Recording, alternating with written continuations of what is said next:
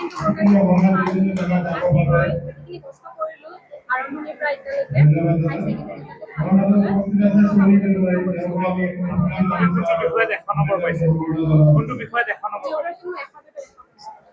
চাহ বাগিচাৰ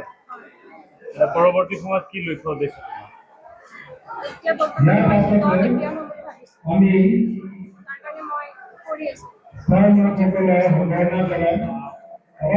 ছাত্ৰীসকলে কি আহ্বান জনাব অন্য ছাত্ৰ ছাত্ৰীসকলে কি আহ্বান জনাব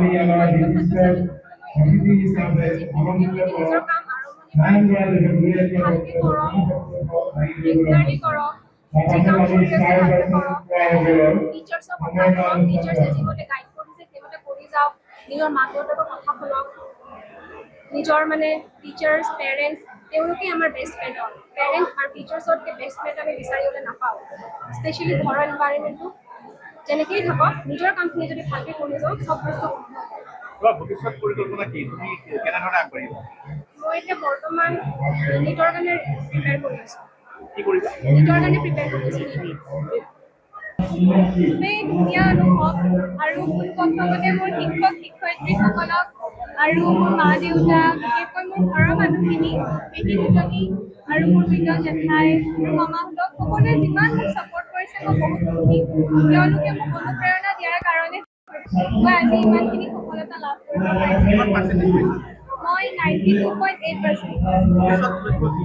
ভৱিষ্যতে মই এই প্ৰতিযোগিতামূলক পৰীক্ষাবিলাক দি ভাবিছোঁ এগৰাকী ভাল শিক্ষক হিচাপে নিজকে প্ৰতিষ্ঠিত কৰিব পাৰিম বুলি আশা ৰাখিলোঁ বাকী আপোনালোকৰ আশীৰ্বাদ আৰু ভৰসাৰ ওপৰতে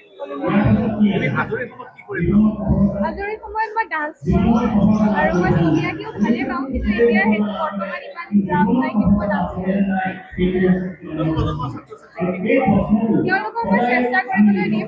যিখিনি সময় তেওঁলোকে পঢ়ি ভাল পায় নিজকে সময় দি ভাল পায় তেওঁলোকে আগবাঢ়ি যাওক 24 ঘণ্টা কিতাপৰ ওচৰত বহি থাকিব বুলি কথা নাই তেওঁলোকৰ ৰাপ অনুযায়ী যিটো সময়ত পঢ়িব তেওঁলোকে নিশ্চয় ভাল ফল পাব তেওঁলোকে আগবাঢ়ি গ'লে আমি